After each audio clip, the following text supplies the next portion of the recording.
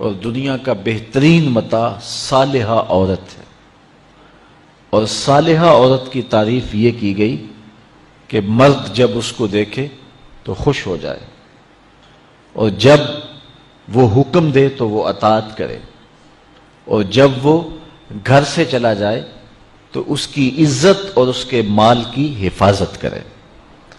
تو جس میں یہ خوبیاں ہوں وہ صالح خاتون ہے، اچھی خاتون ہے اور اچھی بیوی ہے۔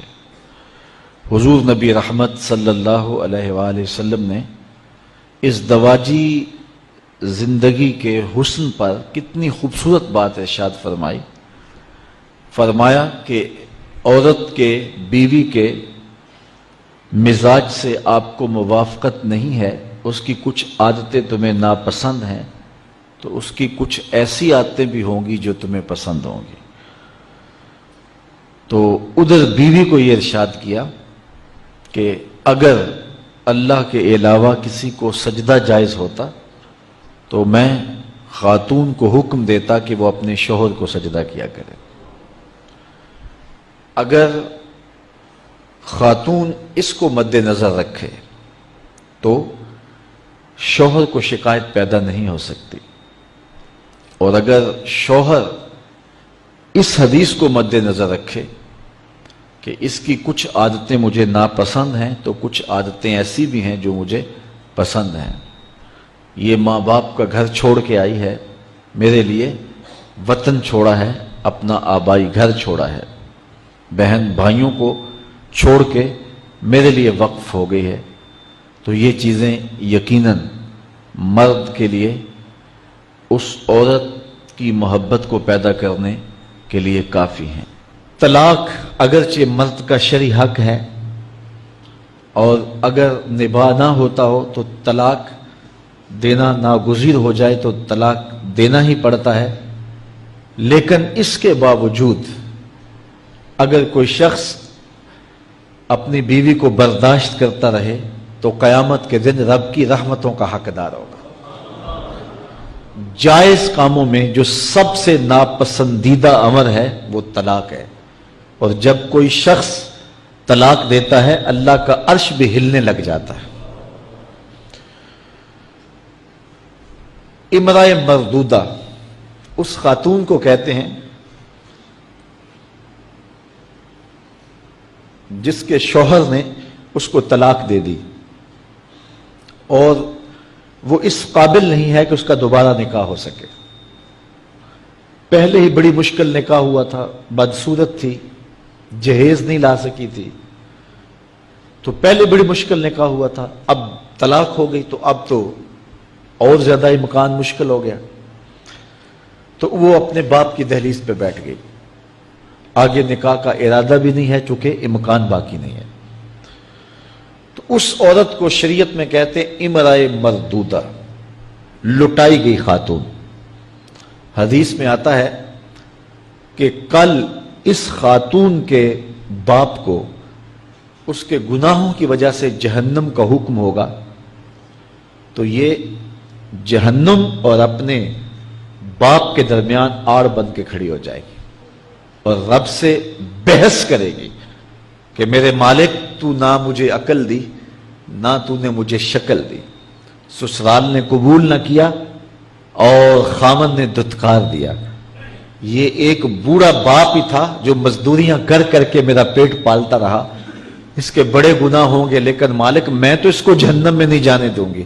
اللہ سے لڑائی کرے گی، بحث کرے گی، اللہ اکبر، الجھاؤ پیدا کر دے گی۔ حدیث میں آتا ہے اللہ اس خاتون کی سفارش مان کے اس کے بوڑھے باپ کو جنت عطا فرما دے گا۔ وہ کیا کسی نے کہا تھا دوپہر کو سلا دیتی ہے بچوں کو وہ اس ڈر سے گلی میں پھر کھلونے بیچنے والا نہ آ جائے۔ کبھی ہم نے ان لوگوں کے درد کو بھی سمجھا، ہم نے کبھی سیرت کے ان پہلوؤں پہ بھی غور کیا؟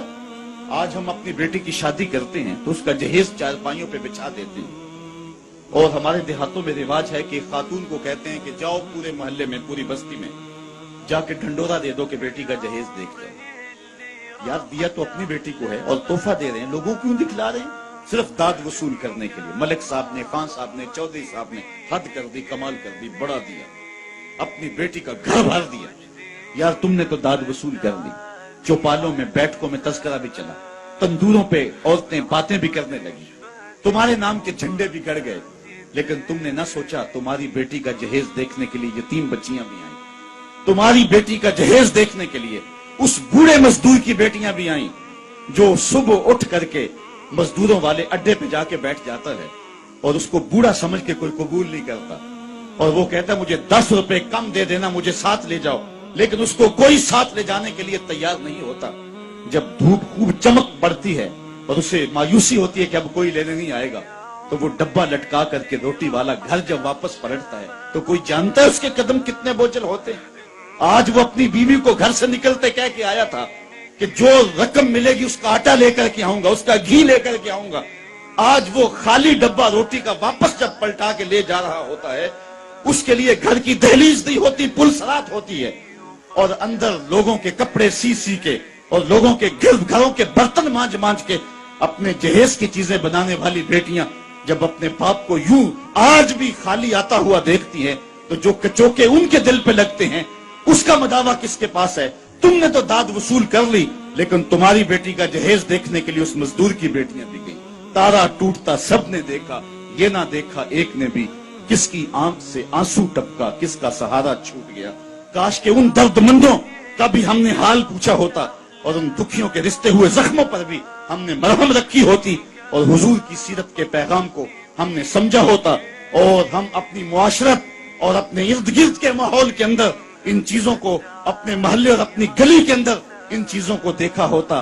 साहेब, रात की तन्हाई के अंदर गरीब के घर में जाके जो है वो पैसे फेंक आना, ये बहुत मुश्किल काम है। इससे मुआशरे में दाद नहीं मिलती है। लोग जो है वो अखबारात में इश्तिहार नहीं छपाते हैं, ये मुश्किल काम है। इसलिए इंसान इस मुश्किल घाटी नहीं चढ़ता है।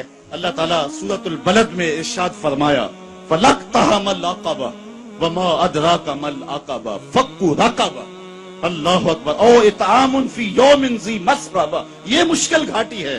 किसी फंसे हुए की गर्दन छुड़ाना है, किसी लाचार के काम आना है, किसी दुखी के काम आना है। मेरे और आपके आका मौला हुजूर खत्मुल मर्तबत सल्लल्लाहु अलैहि वसल्लम ईद पढ़ने जा रहे हैं, रास्ते के अंदर एक यतीम बिलखता बच्चा देखा।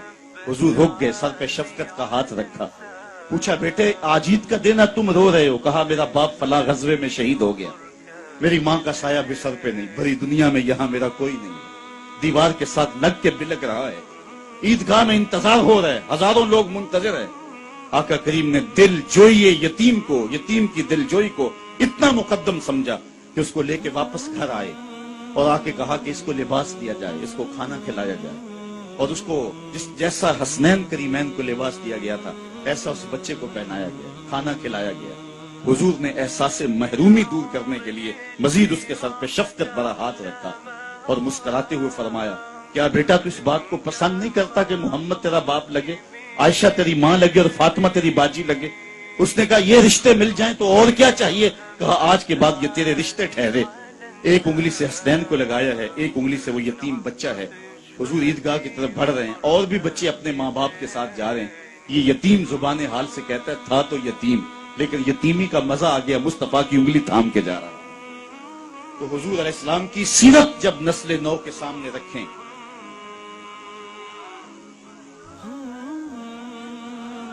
आज सिसकती इंसानियत की बात होती है तो आज दुनिया इसकी बात करती है।